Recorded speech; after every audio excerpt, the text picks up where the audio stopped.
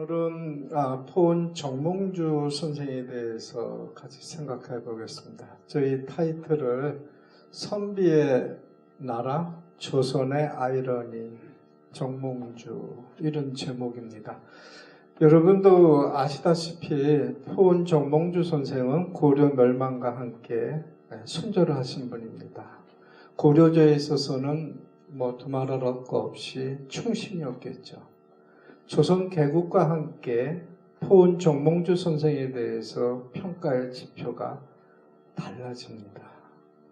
우선 건국 초기에는 여러분도 알다시피 삼봉, 정도전, 개국공신, 조준 이런 사람들이 앞장서서 포은 정몽주를 간신, 역신 이렇게 평가해서 그의 공적을 삭제하기까지 합니다. 포은 선생이 개성 풍덕에서 돌아가셨을 적에 평평하게 장례 지내서 아무도 알 수 없게끔 그렇게 안매장하는 정도로 평가절하했습니다. 그럼에도 불구하고 지금의 포은 정몽주 선생은 대한민국 동양사에 있어서도 충신의 대표적인 인물로 각인되어 있습니다. 여러분하고 같이 이야기하고 생각할 것은 과연 충은 무엇인가? 절은 무엇인가? 그 다음에 여러분이 인생을 살면서 많은 고비 속에서 선택을 하게 될 겁니다. 어떠한 선택이 사후에도 후회 없는 최선의 선택일까? 그 선택의 기준은 무엇일까? 이런 걸 같이 이야기하고 싶습니다. 우선 정몽주 선생을 이해하기 위해서는 그 시대의 상황을 이해할 필요가 있겠죠. 14세기입니다. 14세기는 중국에 있어서는 원나라가 기울어가고 여진, 홍건족들이 발발할 때입니다. 일본의 경우는 남북조 시대입니다. 남북조가 기울어지고 역시 왜구들이 전국을 횡행할 때입니다. 중국, 일본, 고려는 어땠습니까? 고려 역시도 멸망의 길에 섰습니다. 북쪽에는 여진족이 침공해오고 남쪽에서는 왜구가 영토에 침범하는 사례가 많았던 지역입니다. 이 시대에 포은 정몽주가 살았습니다. 여러분이 아마 드라마를 통해서 삼봉 정도전 드라마를 통해서 포은에 대한 생각을 어느 정도 알고 있을 겁니다. 요즘 또 새로운 드라마가 시작되어 있죠. 육룡이 나라샤. 지금 막 그 어려운 시기에 고려 전국이 극화되고 있는 것 같습니다. 이런 시기에 이성계와 정몽주의 만남, 이걸 우리가 주목할 필요가 있을 것 같습니다. 한 사람은 문신입니다. 한 사람은 무신입니다. 이 두 사람의 만남, 반목, 결국은 죽음, 이러한 단계를 이해할 필요가 있습니다. 우리 포은 정몽주가 이성계를 처음 만난 것은 여진 정벌 때입니다.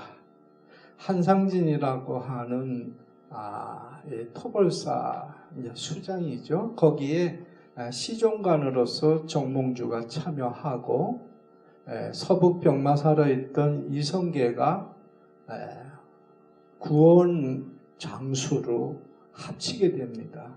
이 과정에서 처음 만남을 갖게 되죠.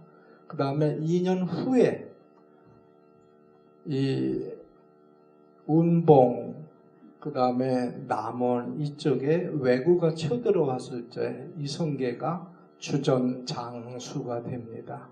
그때 포은 정몽주가 부장으로서 같이 왜구 토벌에 참여하게 됩니다. 이때 포은 정몽주는 이성계에 대해서 상당히 긍정적인 생각을 갖게 됩니다. 일개 무신이지만 우리 백성들을 아끼고 용맹스러운 군사력으로서 적들을 토벌할 때마다 침송을 아끼지 않습니다. 이성계도 정몽주에게 상당한 기대를 갖습니다. 왜냐하면 정몽주는 기반 세력에서 성장한 권력층이 아니고 신흥 사대부입니다. 문신입니다. 아마 정몽주와 이성계의 그 당시의 만남이란 건 고려를 정말 다시 부활할 수 있는 좋은 만남일 수밖에 없어요. 이성계도 정몽주에게 극찬을 합니다. 정몽주는 삼장원 과거 시험에 3번이나 장원을 했던 인재입니다. 그 윗대 조상은 한미한 집안이었었습니다. 그러한 인재가 문신이면서도 이성계와 함께 왜구나 여진족을 토벌하면서 피부로 느꼈던 것은 바로 고려의 백성들입니다. 위종자들의 잘못으로 백성들이 유린하고 핍박받는 이런 상황에서 이 나라를, 고려를 다시 세우지 않으면 안 되겠다라는 뜻으로 이성계와 포원이 뜻을 같이 하게 됩니다. 가장 극적인 만남은 여러분도 잘 알고 있는 위화도 회군입니다. 고려 때 명장으로 우리가 꼽을 수 있는 장수가 누굽니까? 황금을 보기를 돌같이 하라. 누가 얘기했습니까? 최영장구입니다. 최영장구는 당대의 최고의 무력을, 군사력을 갖고 있던 수장입니다. 요동을 정벌하기 위해서 우왕의 힘을 받아서 최영이 이성계와 함께 요동 정벌에 나섭니다. 이성계가 회군 불가피론을 내세워서 위화도 회군을 할 때 포은 정몽주는 어떠한 생각을 했을까요? 기록상에는 요동 정벌에 동조했다, 아니면 위화도 회군에 참여했다, 이런 기록은 없습니다. 그 당시 정몽주는 성균관의 사성으로서 교육 사업에만 몰입하고 있었던 때라 실제 요동 정벌에 나서서 앞장서는 역할은 아니었습니다. 그러나 이성계가 위화도 회군했을 때 그가 간직을 그대로 갖고 있었다는 것, 우왕과 최영 장군을 몰아냈을 때 정몽주가 자기의 직책을 그대로 갖고 있었다는 것만으로도 아마 위화도 회군에 앞장서서 반대하지는 않았을 것 같습니다. 더군다나 정몽주는 친명정책, 원나라를 배척하고 명나라를 우호관계의 나라로 생각했던 대표적인 학자입니다. 6차례나 명나라의 사신으로 갔다 왔고요. 명나라의 황제가 포은 정몽주와 직접 대면해서 아마 중국어 실력도 상당히 뛰어났던 것 같습니다. 고려에 많은 혜택을 내려주는 그런 공신으로서 역할을 했던 정몽주가 요동 정벌하는데 나설 명분이 없었고요. 거시안적으로 봤을 때 명나라는 뜨는 나라고 명나라와 고려가 같이 하는 것이 국가에 더 이익이 됐을 거라고 생각했을 겁니다. 위화도 회군하고 이성계가 제일 먼저 한 것이 우왕을 폐위시키고 최영 장군을 격살하는 일이었습니다. 이때 이성계도 이제 부각이 되고 정몽주 역시 높은 직책에서 정책을 이발하게 됩니다. 이런 친분 속에서 이성계와 포은 정몽주는 정말 고려를 위해서 고심을 했던 사람이다. 그 사이에 있었던 사람이 누굽니까? 정도전입니다. 정도전은 포은 정몽주의 추천위로 관직에 발을 들여놓은 사람입니다. 포은 정몽주와 거의 비슷한 연배고 조선 건국 이전까지는 뜻을 같이 했던 인물입니다. 정몽주는 보수파가 아닙니다. 급진파입니다. 그런가 하면 목은 이색 선생은 포은이 사성이었을 때 대사성이라는 직책을 갖고 있습니다. 성균관의 책임자입니다. 목은 이색 선생은 구법파라고 우리가 이야기합니다. 그런가 하면 정도전은 신법파입니다. 개혁파입니다. 포은 정몽주는 고려 존속을 위해서 처신했다는 점에서는 목은 이색과 같이 정치적 노선을 가졌지만 새로운 개혁을 주장했다는 점에 있어서는 정도전과 뜻을 같이 했던 인물입니다. 이제 이성계와 포은 정몽주가 틈이 갈라지기 시작합니다. 어떤 일로 갈라지기 시작했을까요? 바로 조반의 옥사 사건이 일어납니다.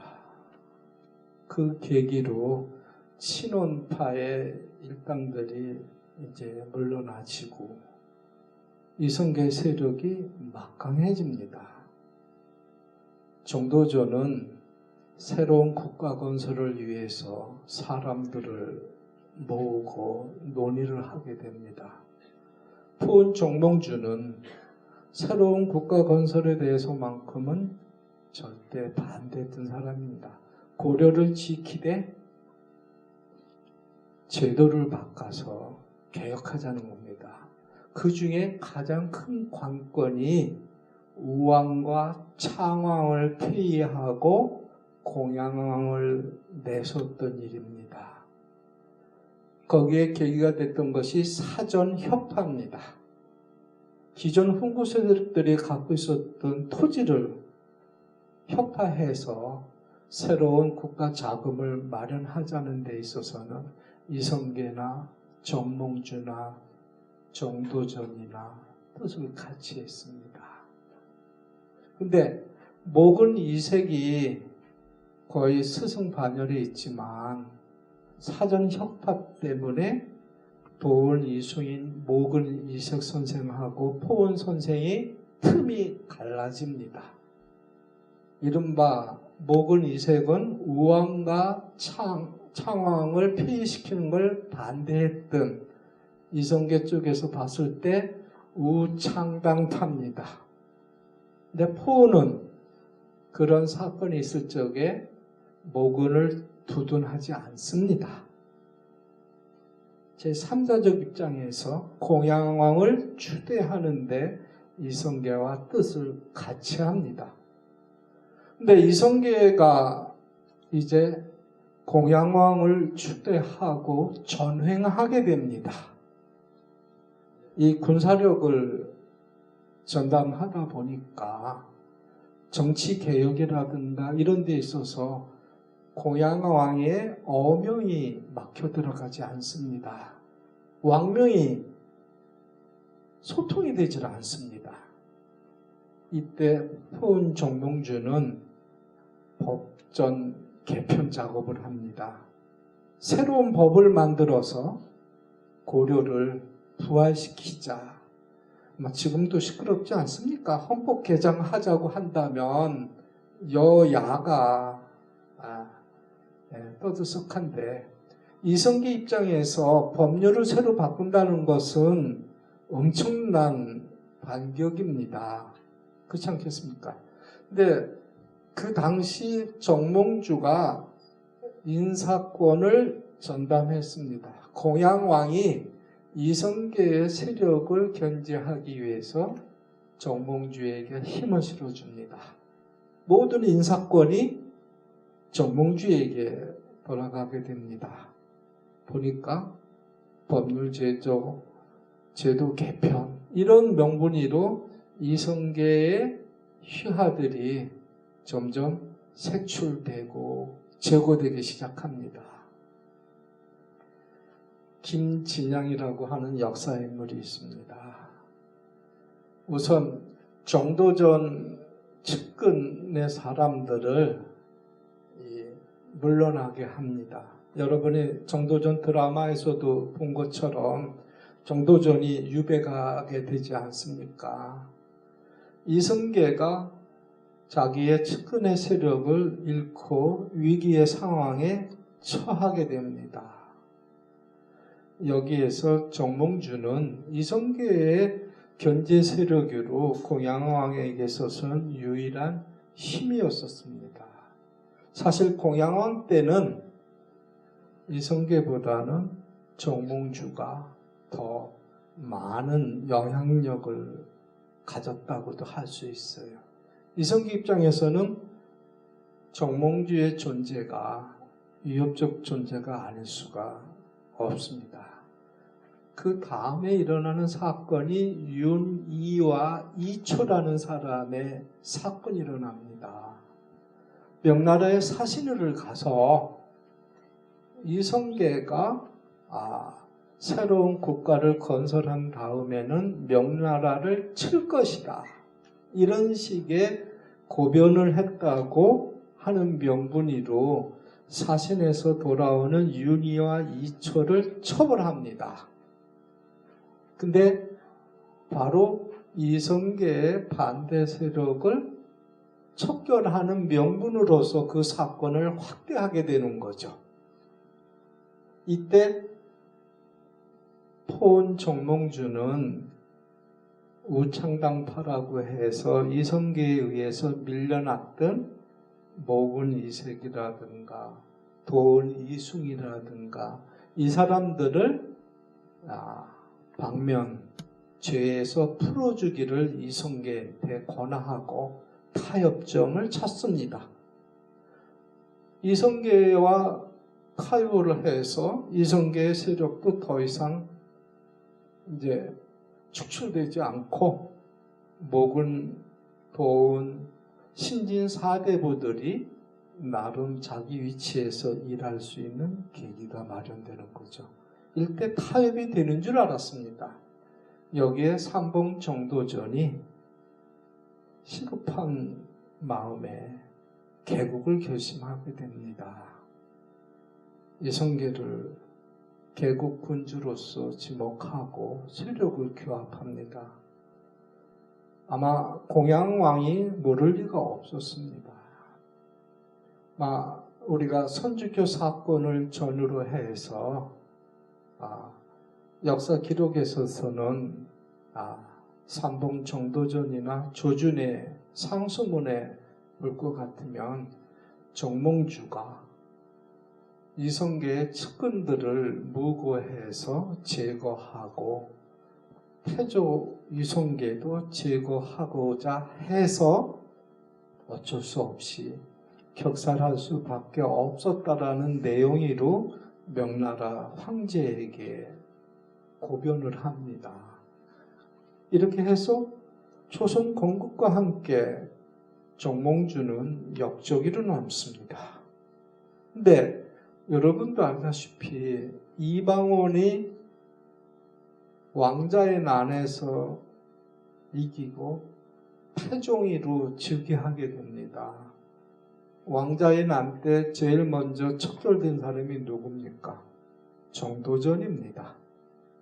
정도전에 의해서 세워졌다 할 수 있을 정도의 조선이 이방원에 의해서 정도전이 격살되고 포온 정몽주는 누구에 의해서 죽임을 당했습니까? 이방원입니다. 그렇지 않습니까? 이방원의 측근인 조영규라든가 이런 휘하 부하들이 선주교에서 타살하지 않습니까? 근데 태종 즉위와 함께 제일 먼저 한 사업이 정몽주를 충신이로 재평가하는 사업입니다. 거기에 앞장섰던 사람들이 권근, 양촌 권근이라는 사람입니다. 도원, 이수인, 이 신진 사대부들이 은둔해서 조선 건국에 살아남았지만은 직접 벼슬에 나서지 않았는데 이방원이 왕에 오르면서 정도전 쪽의 사람들은 다 척결하고 모근이라든가 양촌 권근이라든가 도원 이승인이라든가 포은과 뜻을 같이 했던 사람을 등재 인용합니다. 인재로 등용을 합니다. 결국은 이방원에 의해서 척결됐던 고려의 신진 4대 부친이 조선 건국 후에는 이방원의 디딤돌이 되는 정책적인 책신으로서의 역할을 합니다. 물론 그들은 변절자인가? 아마 역사가마다 다른 평가를 할 겁니다. 이 모근 이석 선생은 돌아가시고 나서 역시 변절자라는 낙인을 한때 벗지 못했습니다. 고려에도 신하였고 조선조에도 신하였다는 사실 때문에 변절했다 이렇게 혹평도 했습니다. 포은은 어땠습니까? 죽음을 선택했습니다. 그저 역사 기록에는 이성계를 치려다 실패해서 제거됐다 이렇게 기록이 되지만 그러한 기록은 역사라는 것은 이긴 사람의 기록이다 이렇게 말할 수 있지 않겠습니까? 패자는 역사에서 어떻게 기록되겠습니까? 이긴 자의 기록에서 봤을 때 정몽주는 역적이로 남을 수밖에 없지만 이방원에 의해서 죽임을 당하고 이방원에 의해서 충신이로 부활한다는 게 조선시대의 아이러니가 아닐 수가 없습니다. 왜 이방원은 정몽주를 충신으로 추대할 수밖에 없었을까? 그게 우리들의 과제입니다. 포은은 왜 죽음을 선택했을까? 저는 이렇게 생각합니다. 적어도 누군가는 고려를 위해서 죽을 수 있는 신하가 있어야 되지 않겠는가? 송나라 때 문천상이라고 하는 충신이 있습니다. 송나라가 멸망하고 원나라로 바뀌는 과정에서 똑같이 대의를 위해서 죽음을 선택했던 사람입니다. 중국에는 문천상이 있다면 조선에는 정몽주가 있다. 역사가들은 이렇게 평가합니다. 유성룡은 포은 정몽주를 이렇게 이야기합니다. 고려가 있었을 때 같이 있었고 고려가 없어질 때 정몽주도 함께 없어졌다. 즉 나라를 위해서 자기 삶을 같이 했다. 조금 다른 이야기로 충이 뭔가 여러분 한번 생각해 보세요. 충의 대상이 나라인가 임금인가? 그걸 생각해 볼 시간일 것 같습니다. 연산군 때 홍언충이라고 하는 문신이 있습니다. 중종 반정에 앞서서 동료들이 연산의 패정에 더 이상 머물지 말고 물러날 것을 종용했습니다. 근데 홍언충이라는 사람은 폭군도 임금이기 때문에 나는 임금의 신하이기 때문에 임금을 지킨다. 폭군이 된 이유는 우리 신하가 잘못 모셨던 것이지 처음부터 폭군이지 않았겠는가 해서 비록 연산군이지만 임금이기 때문에 충을 지키다 죽겠다고 해서 물러나지 않고 중종 반정 때 결국은 죽임을 당합니다. 아마 홍원충이라는 분도 충이라고 할 수 있겠는가? 포은 정몽주는 고려를 지키기 위해서 조선에 있어서는 역적입니다. 그런데 조선에서 다시 충신이로 거듭났다는 사실입니다. 충신이로 거듭난 정도가 아니라 조선은 유교 국가입니다. 선비의 나라입니다. 선비에게 가장 강조되어야 할 사항이 뭡니까? 뭐라고 생각합니까? 유교의 가장 근본적인 이념은 뭐겠습니까? 명분입니다. 조선 건국에서 가장 필요했던 것은 조선 건국의 명분을 찾는 일입니다. 고려라는 나라를 존속하고도 백성들이 편히 살 수 있는 길을 택했던 것이 정몽주고, 이성계는 새로운 나라라는 관점에서 고려를 멸망하고 조선을 건국했습니다. 가장 큰 과제는 조선 건국의 명분을 국민들에게 납득시키는 일입니다.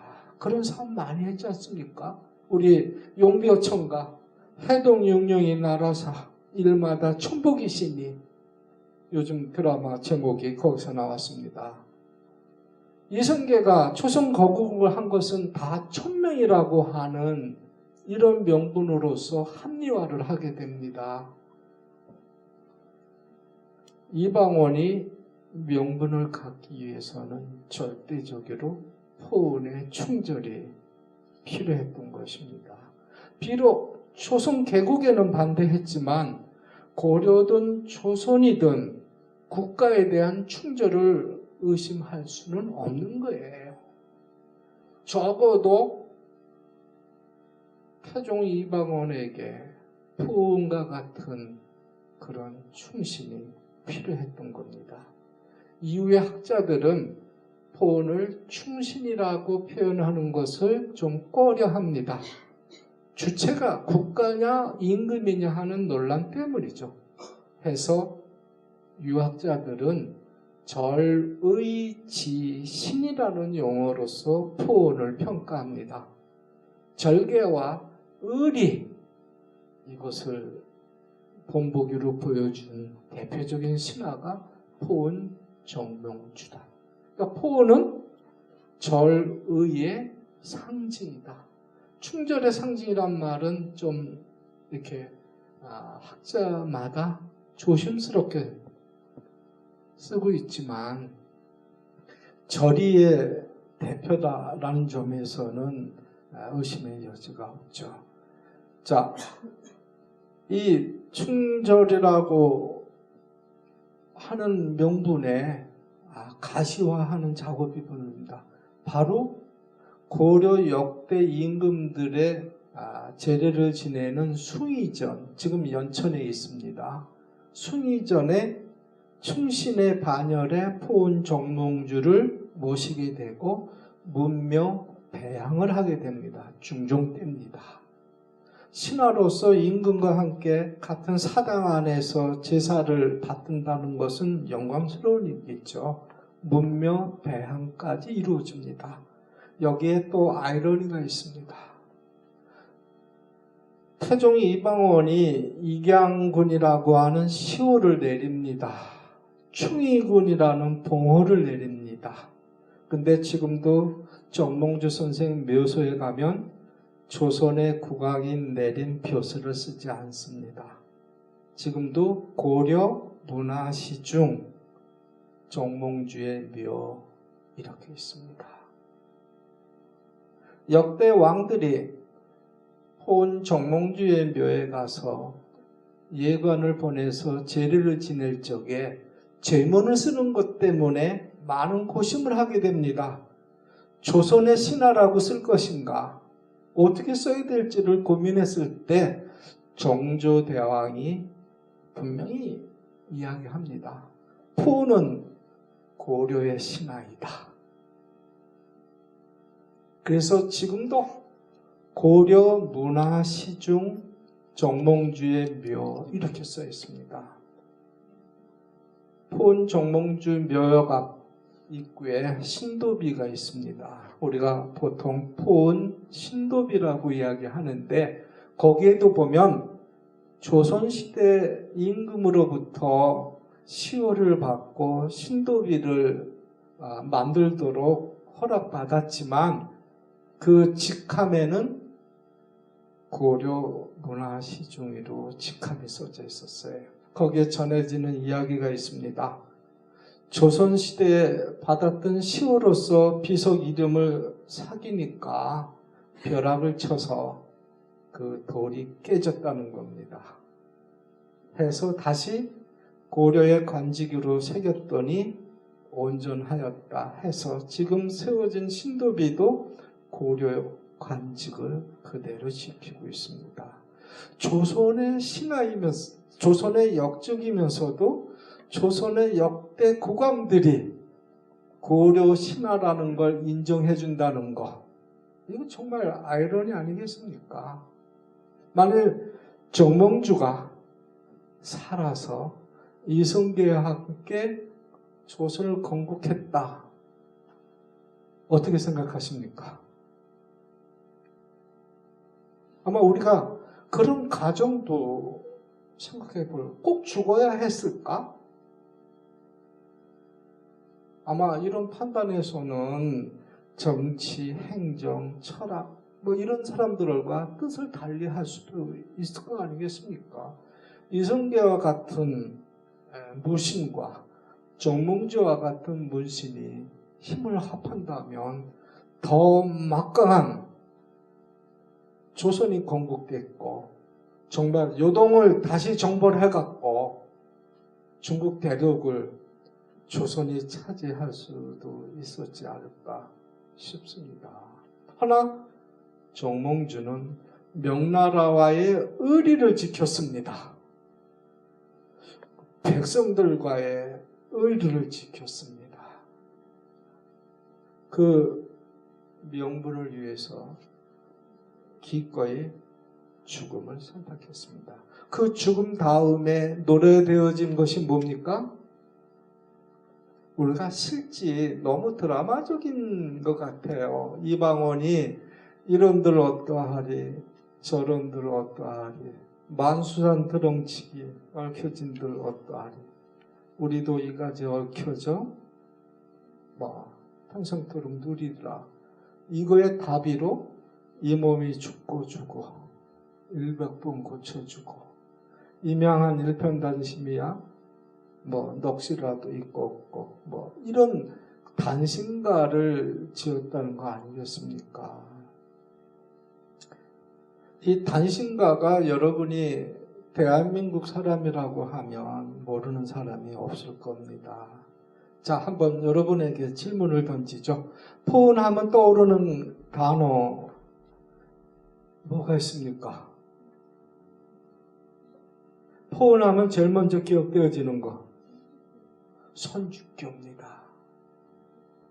선주교에 화면은 준비했지만 보이진 않습니다만은 선주교 우리가 개성을 방문할 날이 머지 않겠죠. 저는 세 번이나 갔다 왔습니다.